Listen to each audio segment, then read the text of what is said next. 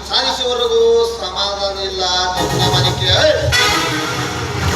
ನನ್ನ ಸೇಡ ತೀರಿತು ಶಂಕರನ ಕುಟುಂಬ ಸರ್ವನಾಶ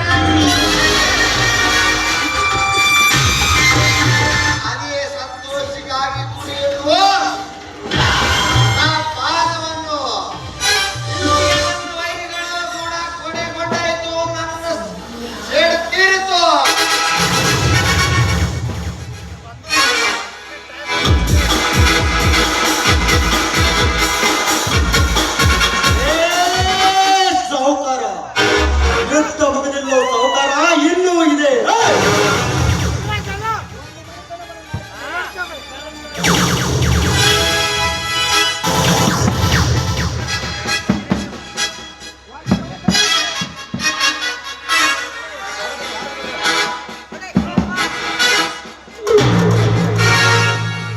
ಇದು ಧರ್ಮದ ವಿರುದ್ಧವಿದೆ ಸೌಕರ್ಯ ಕೊನೆಯ ಕಾಲದಲ್ಲಿ ಧರ್ಮ ಗೆಲ್ಲುವುದು ನೋಡುತ್ತೇನೆ ಸೌಕರ್ಯ ನೋಡುತ್ತೇನೆ ವಿಕ್ರಾಂತ್ ನನ್ನ ಮರ್ಯಾದೆಯಾ ನಿನ್ನ ಮೇಲೆ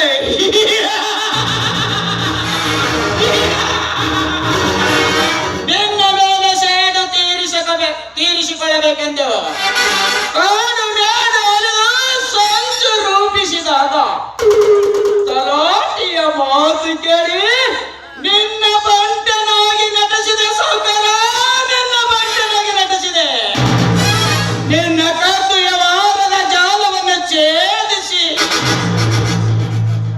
ಈಗ ಸಮಯ ಬಂದಿದೆ ಸೌಕರ್ಯ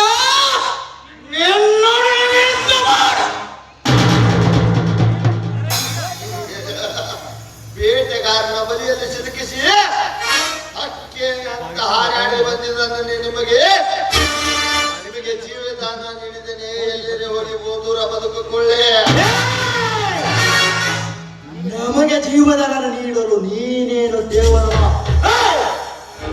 ಜೀವನದ ಹಂಗ ತರದ ಸಾಯಲು ಸಿದ್ಧವಾಗಿ ಇಲ್ಲಿಗೆ ಬಂದಿದ್ದೇವೆ ಅಂದಾಗ ಎಂದು ಈ ಭೂಮಿ ಮೇಲೆ ನೀರಬೇಕು ಎಲ್ಲ ನಾವಿರಬೇಕು ತಪ್ಪಾಯಿತು ಎಂದು ಕಾಲಿಗೆ ಬಿದ್ದು ಕ್ಷಮೆ ಕೇಳಿದರೆ ನಿನ್ನ ಜೀವ ಉಳಿಬಹುದು ಮಗನೇ ಎಲ್ಲ ಎತ್ತಕ್ಕೆ ಸಿದ್ಧನಾಗು ಎರಡರಲ್ಲಿ ಒಂದು ನೀನೇ ನಿರ್ಧರಿಸಲಿ ಯುದ್ಧದಲ್ಲಿ ಸಾಯವನು ನಾನಲ್ಲ ರೌಡಿಗಳ ಪುಟ್ಟದೇಳುವ ಪುಂಡ ರೌಡಿಗಳೇ ಹೆದರು ಕಂಡು ನಾನಲ್ಲ ನಿಮಗೆ ಜೀವದಾನ ನೀಡಿದ್ದೇನೆ ದೂರ ಹೋಗಿ ಬದುಕಿಕೊಳ್ಳಿ ಸೌಕರ್ಯ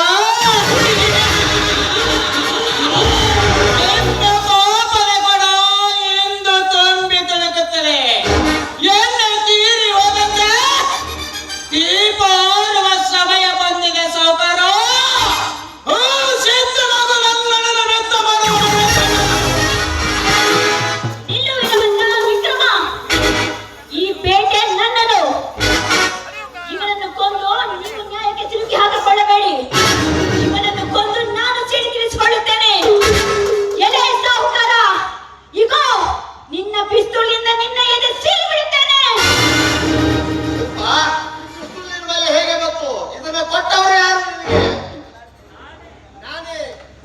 ಸೌಕರ್ಯ ಅವರೇ ಐತೆ ನೀನು ನನ್ನ ಬೆನ್ನಿಗೆ ಚೂರಿ ಹಾಕಿದೀಯಾ ಅಂತಾದ ಏನೇ ಮಾಡಿದೆ ನಿನಗೆ ಅನ್ಯಾಯ ನನ್ನ ಬಲಗೈ ಬೆಂಟೆನನ್ನು ನಿನಗೆ ತಿಳಿದಿರುವೆ ನೀ ನನಗ ಮಾಡಿದ ಅನ್ಯಾಯ ನಿನಗೆ ನೆನಪೆಲ್ಲಿದೋ ರಾಕ್ಷಸ ಅಂದು ನನ್ನ ಹೆಂಡತಿ ಆಸ್ಪತ್ರೆಯಲ್ಲಿ ಅಡ್ಮಿಟ್ಟಿದ್ದಾಗ ಸಹಾಯಕ್ಕಾಗಿ ನಿನ್ನಲ್ಲಿ ಬಂದೆ ಸಹಾಯ ಮಾಡುವ ನೆಪದಲ್ಲಿ ಹಪ್ಪಟ್ಟಿದ ಸಹಿ ಹಾಕಿಸಿಕೊಂಡು 25 ಎಕರೆ ಜಮೀನು ನುಂಗಿನ ಹರಾಮುಕೋರ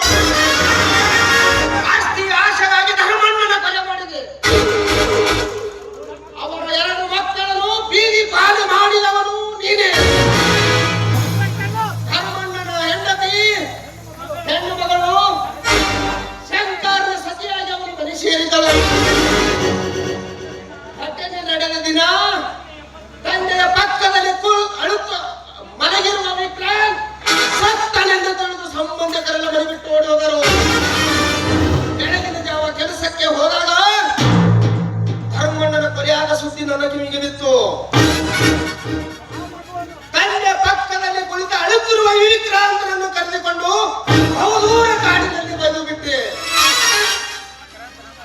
ಅಂದು ನಾನು ಕಾಡಿನಲ್ಲಿ ಬಿಟ್ಟು ಬಂದ ವ್ಯಕ್ತಿ ಮತ್ತಾರೋ ಇದೆ ವಿಕ್ರಾಂತ್. ಗಂಗಾಳ ತಮ್ಮ ವಿಕ್ರಾಂತ್. ವೀರಭದ್ರ ಇವ ನಿಮ್ಮ ಸಹೋದರ ಅಲ್ಲ, ನಿಮ್ಮ ತಮ್ಮನ ನಿಮ್ಮ ಸಹೋದರ. ಈ ಎಲ್ಲ ದೃಶ್ಯಗಳನ್ನು ಕಣ್ಣಾರೆ ಕಂಡು ನಿನ್ನ ಆತ್ಮನಾಗಿ ನಗುನಗುತ್ತಲ್ಲಿ ನಾನು ಬಂದೆ ನಿನ್ನ ಅಂತ್ಯಕ್ಕಾಗಿ. ಅವಳನ್ನು ಮರಳು ಮನೆಗೆ ತಂದಿರುವೆ ನಿನ್ನ ಕೊಲ್ಲಲೆಂದು. ನಿನ್ನಿಂದ ನಿನ್ನ ಪಿಸ್ತೂಲವನ್ನು ಅಪಹರಿಸಿ ಅವಳ ಕೈಯಲ್ಲಿ ಕೊಟ್ಟೆ. ಬಡವರ ಜೀವನದ ಚಕ್ಕಂದ ಆಡಿ ಅವರ ನೋವನ್ನು ನೋಡಿ ಕೇಕೆ ಹಾಕುತ್ತಿದೆಯಲ್ಲ, ಎಂದು ನಿನ್ನ ಸಾವನ್ನು ನೋಡಿ ನಾನು ನಗುತ್ತೇನೆ, ಸಂತೋಷ ಪಡುತ್ತೇನೆ. ಶಿಲ್ಪ ಮಾಡಬೇಡ, ಹಾಕುವುದು. ಶಿಲ್ಪ, ನನ್ನನ್ನು ಕೊಲೆಬೇಡ, ನನ್ನನ್ನ ಕ್ಷಮಿಸಿಬಿಡು.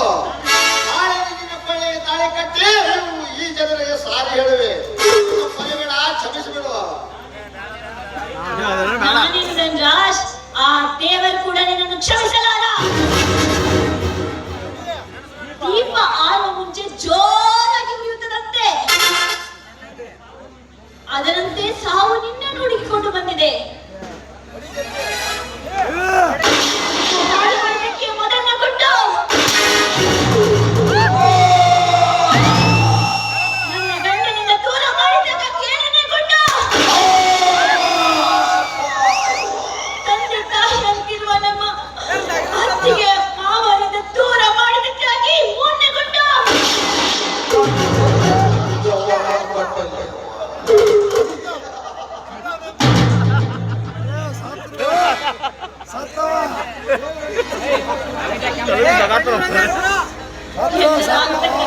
ಕಾಣರಾದ ನನಗೆ ಇದು ಕೊನೆಯ ಗುಂಡು.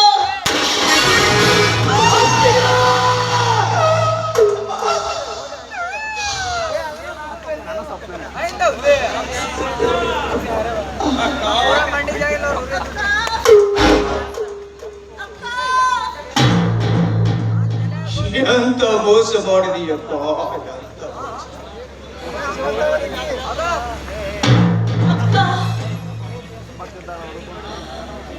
ನನ್ನನ್ನು ಕ್ಷಮಿಸಿಬಿಡು. ಈ ಪಾಪಿಯನ್ನು ಕ್ಷಮಿಸಿಬಿಡು ಮೈದನ. ನಿನಗೆ ಬಹಳಷ್ಟು ದ್ರೋಹ ಮಾಡಿದೆ. ಗಂಡನೇ ದೇವರೆಂದು ನಂಬಿಕೊಂಡು ಬದುಕಿದ, ತಿಳಿದು ಎಲ್ಲರೂ ಬದುಕಬೇಕಾಗಿ ನಾನು ಕೇಳಿಕೊಳ್ಳುತ್ತೇನೆ, ಬೇಡಿಕೊಳ್ಳುತ್ತೇನೆ. ಅಮ್ಮ, ನಾನು ಮಾಡಿದ ತಪ್ಪನ್ನು ದಯವಿಟ್ಟು ಇನ್ನು ಯಾರು ಮಾಡಬೇಡಿ. ತಲಾಟಿ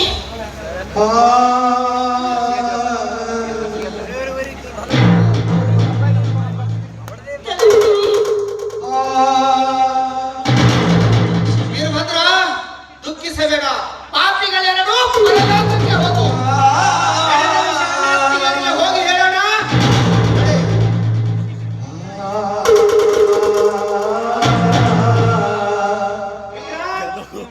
ನೀನು ನಡೆ.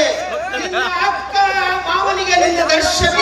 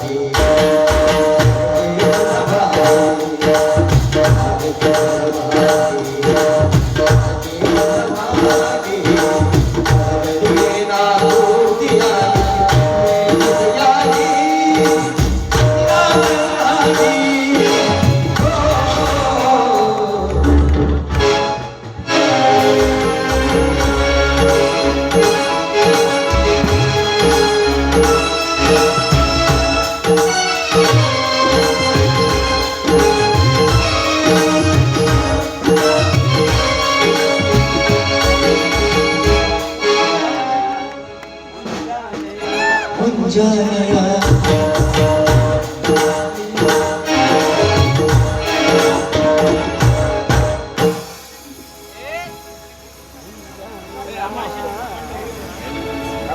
ಪ್ರಕಾಶನನ್ನು ಕಂಡು ಬರ್ತೀನಿ ಅಂತ ಹೇಳಿ ಹೋದವರು ಇನ್ನು ಮನೆಗೆ ಬರಲಿಲ್ಲ. ಏನ್ ಮಾಡ್ಬೇಕು ಅಂತ ಗೊತ್ತಾಗ್ತಾ ಇಲ್ಲ. ಬಲಗಣ್ ಬೇರೆ ಎದುರುತ್ತಾ ಇದೆ. ಮನಸ್ಸಿಗೆ ನೆಮ್ಮದಿ ಇಲ್ಲದಂತಾಗಿದೆ. ತಂದೆ ಯಮನೂರೇಶ್ವರ, ನಮ್ಮನ್ನ ಕಾಪಾಡು ತಂದೆ, ಕಾಪಾಡು. ಅಕ್ಕ, ಅಣ್ಣನವರು ಬರ್ಲಿಲ್ವೇನಮ್ಮ? ಪರಮೇಶಿ, ಪ್ರಕಾಶನ ಉಳ್ಕೊಂಡು ಬರ್ತೀನಿ ಅಂತ ಹೇಳಿ ಹೋದವರು ಇನ್ನೂ ಬರ್ಲಿಲ್ಲಪ್ಪ, ಇನ್ನೂ ಬರ್ಲಿಲ್ಲ. ಈ ರೀತಿ ಇದೆ ನಮ್ಮ ಮನೆಯ ಪರಿಸ್ಥಿತಿ. ಮಕ್ಕಳೆಂದು ನಂಬಿದ ಮೈದನರು ಮೋಸ ಮಾಡಿದರು.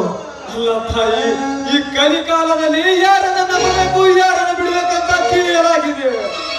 ಹೌದು ಮೈದನೇ ನನ್ನ ಹೆತ್ತ ಮಕ್ಕಳು ಅಂತ ಹೇಳಿ ನಾನು ನನ್ನ ಗಂಡ ಅವ್ರಿಗೋಸ್ಕರ ಉಪವಾಸ ಮಾಡಿದ್ವಿ. ಉಪವಾಸ ಮಾಡಿ ಅವ್ರನ್ನ ದೊಡ್ಡವರನ್ನಾಗಿ ಮಾಡಿದ್ವಿ. ಪ್ರಕಾಶ್ ಓದ್ಬೇಕಾದ್ರೆ, ಹಣಕ್ಕೆ ಕಷ್ಟ ಇರ್ಬೇಕಾದ್ರೆ, ನಾನು ಮದುವೆ ಆಗಿ ಬಂದಾಗ ನನ್ನ ತವರು ಮನೆಯವರು ಚಿನ್ನದ ಬಳೆಯನ್ನು ಕೊಟ್ಟಿದ್ರು. ಅದನ್ನ ಮಾರಿ ಆ ಪ್ರಕಾಶನ್ನ ಓದಿಸಿದ್ರು. ಆದ್ರೆ ಅದನ್ನೆಲ್ಲ ಅವರು ಮಾಡ್ತಾ ಇದ್ರು. ಅವನು ಮನುಷ್ಯನೇ ಅಲ್ಲ, ರಾಕ್ಷಸ, ರಾಕ್ಷಸ. ಅವನು ಮನುಷ್ಯ ಜಾತಿಯ ಪಶು. ಅನ್ನ ಹಾಕಿ ಸಲುವಿದ ನಾಯಿ ತನ್ನ ನಿಯತ್ತಿನಿಂದ ಯಜಮಾನನ ಮನಿತಾ ಇರುತ್ತೆ. ಆದ್ರೆ ಮನುಷ್ಯ ತಾನು ನಂಬಿದವರಿಗೆ ಚೂರಿ ಹಾಕುತ್ತಾನೆ. ಹೌದಪ್ಪ, ಸತ್ಯವಾಗ್ಲು ನಿಜವಾದ ಮಾತುಗಳನ್ನೇ ಆಡ್ತಾ ಇದೆಯಾ? ನಿಜವಾದ ಮಾತುಗಳನ್ನೇ ಆಡ್ತಾ ಇದೆಯಾ? ಅಕ್ಕ, ಅದು ನೋಡು, ಅಣ್ಣನವ್ರು ಬಂದೇ ಬಿಟ್ರು.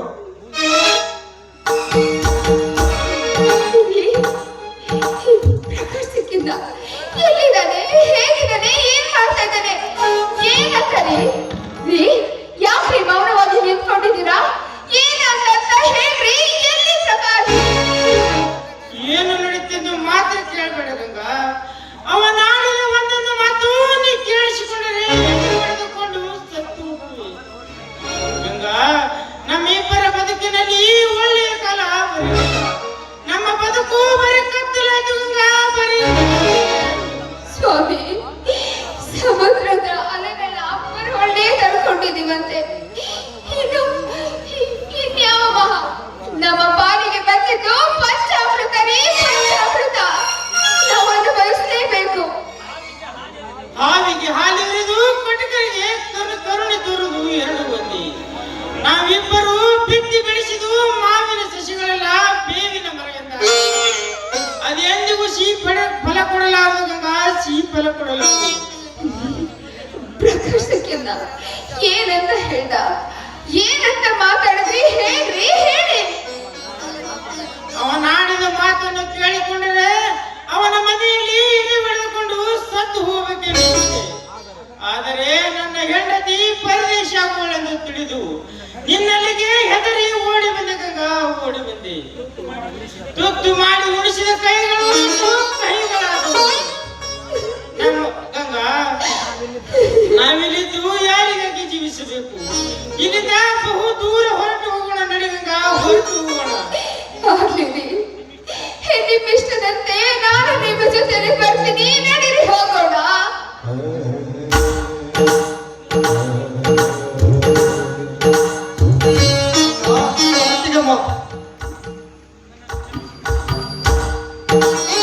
ಕ್ಷಮಿಸಿಬಿಡೋಣ.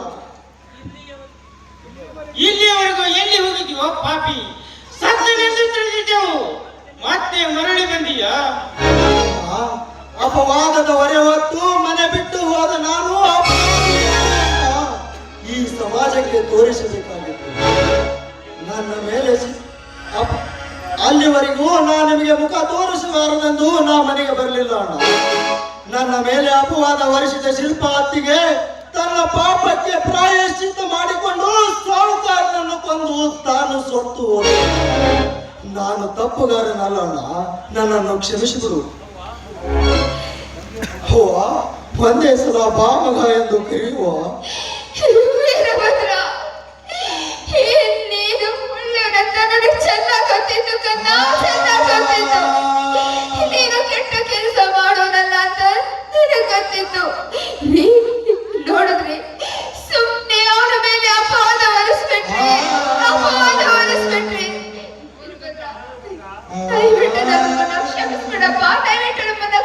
ಮಾಡಬೇಕು. ನೋಡು ಗಂಗಾ, ಪ್ರತ್ಯಕ್ಷ ಕಂಡರು ಪ್ರಮಾಣಿಸಿ ನೋಡು ಎಂದು ಹಿರಿಯರು ಹೇಳಿಲ್ವೇ? ಅಂದು ಇವನನ್ನು ಮನೆಯಿಂದ ಹೊರಗೆ ಹಾಕದಿದ್ದರೆ ಈ ಸಮಾಜದ ಜನ 108 ಮಾತನಾಡುತ್ತಿದ್ದರು. ಈಗ ಆಗಿದನೆಲ್ಲ ಒಳ್ಳೆಯದಾಗಿದೆ. ನಿನ್ನ ಮಾತನ್ನು ತಿರಸ್ಕರಿಸಿ ಹೋದ ನಿನ್ನ ಮುತ್ತಿನ ತಂಗಿ ಮೈದುನ ಗೌರವ ಅರಿತು ಬಾಳಿದ ನಿನ್ನ ವೀರಭದ್ರ ಈಗ ಮರಳಿ ಮತ್ತೆ ಮನೆಗೆ ಬಿದ್ದಿದ್ದಾನೆ. ಅಣ್ಣ, ಹೆಂಡತಿ ನಂಬಿ ಮನೆ ಬಿಟ್ಟು ಹೋದ ಶಿವಾನಂದ ಮಾನ ಕಂಜಿ ವಿಷ ಕುಡಿದು ನನ್ನ ತೊಡೆಯ ಮೇಲೆ ತಲೆ ಇಟ್ಟು ಪ್ರಾಣ ಬಿಟ್ಟಣ್ಣ. ಸಾಯುವ ಮುನ್ನ ಅಣ್ಣ ಅತ್ತಿಗೆರಿಗೆ ಮೋಸ ಮಾಡಿಬಿಟ್ಟನೆಂದು ಕಣ್ಣೀರು ಸುರಿಸಿ ಲೋಕವನ್ನೇ ತಿಳಿಸಿ ಬಿಟ್ಟನ. ನಮ್ಮ ಎಂತ ಕೆಲಸ ಮಾಡಿದೆ ನೀನು? ಈ ಮೈದುನ ಶಿವಾನಂದ ಸತ್ತು ಹೋದನೆ. ಅಯ್ಯೋ, ನಮ್ಗೆ ಯಾಕೆ ಈ ರೀತಿ ಕಷ್ಟ ಕೊಡ್ತಿದ್ಯಾ ದೇವ್ರೇ? ನಮ್ಗೆ ಯಾಕೆ ಈ ರೀತಿ ಕಷ್ಟ ಕೊಡ್ತಾ ಇದ್ಯಾ? ಈ ಬದುಕಿ ಬಾಳಬೇಕೆಂದು ಆಸೆ ಪಟ್ಟಿದ್ದೆ, ಆದ್ರೆ ಈ ರೀತಿ ದುರ್ಮರಣ ಹೊಂದಿದ್ದಾರಲ್ಲ, ಈಗ ನನ್ನ ಶಾಂತಿ ಆಗಿರ್ತದೆ. ಏನು ಮಾಡಬೇಕು ಶಂಕರ? ಆ ಹೆಣ್ಣಿನಿಂದ ಎಲ್ಲರಿಗೂ ಕಷ್ಟವಾಯಿತು. ನಿನ್ನ ತಮ್ಮ ಅವಳ ಮಾತಿಗೆ ಮರಳಾಗಿ ತಪ್ಪು ಹೆಜ್ಜೆಯನ್ನಿಟ್ಟು ತನ್ನ ಜೀವನವನ್ನೇ ಎಷ್ಟು ಹತ್ತರು ಸತ್ತವರು ಮರಳಿ ಬರುತ್ತಾರೆ. ಅದು ನೋಡು ಶಂಕರ್, ವಿಕ್ರಾಂತ್ ಪ್ರಕಾಶ್ ಬಂದೇ ಬಿಟ್ಟರು.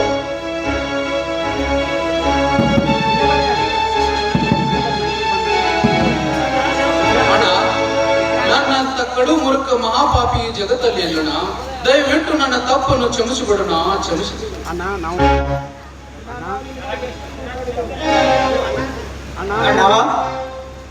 ನಿನಗೆ ಎಷ್ಟೊಂದು ಹುಡುಕಾಡಿದೆವು, ನೀನು ಇಲ್ಲಿಗೆ ಬಂದಿದೆ ಅಂತ ಅದಕ್ಕಾಗಿ ಬಂದೀವಣ್ಣ.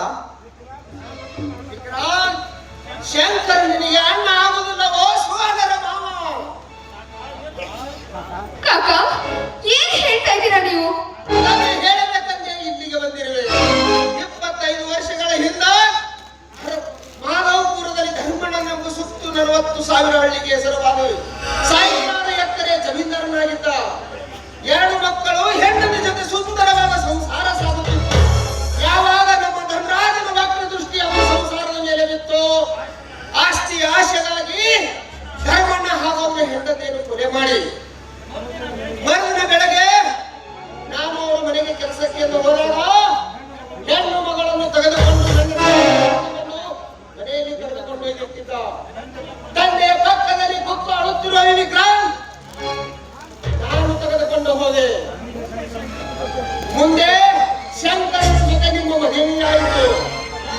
ಈ ವಿಕ್ರಾಂತ್ ಧನರಾಜನ ಮೇಲೆ ಸೇರುತ್ತೆಯನ್ನು ಸಲುವಾಗಿ ಕಾಡ ಅರಣ್ಯ ಬೆಟ್ಟ ಅರಿಯುವಾಗ ಅವನಿಗೆ ಸಮಾಧಾನ ಹೇಳಿ ಸಮಯಕ್ಕಾಗಿ ಕಾಯಿ ಎಂದು ಸೂಚಿಸಿದೆ. ಈ ವಿಕ್ರಾಂತ್ ಮತ್ತೆ ಯಾರು ಅಲ್ಲ ಗಂಗಾ, ನಿಮ್ಮ ತಮ್ಮ. ತೆಗೆದುಕೊಳ್ಳಿ ನೀವು.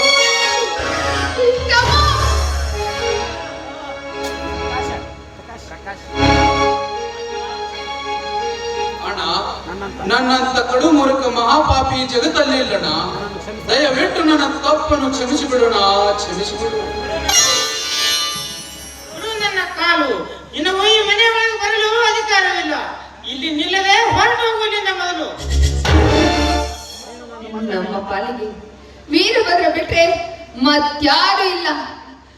ಅತ್ತಿಗೆ, ಅಣ್ಣನಿಗೆ ಹಾಗೂ ಮೈದುನರಿಗೆ ವಿಷ ಹಾಕಿ ಕೊಲ್ಲುವಂತ ಪಾಪಿಗಳು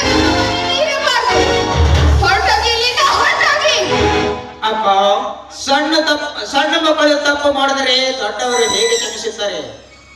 ಇವನ ತಪ್ಪನ್ನು ಮನ್ನಿಸಿ ನಾವು ನೀವು ಎಲ್ಲರೂ ಒಂದೊಳಗೆ ಬಾಳೋಣಕ್ಕ, ಒಂದಾಗಿ ಬಾಳೋಣ. ಅವನ ಮನಸ್ಸಿಗೆ ನೋವಾಗುವುದು ಬೇಡ. ಈಗ ಆಗಿದ್ದನೆಲ್ಲ ಒಳ್ಳೆಯದಾಗಿದೆ.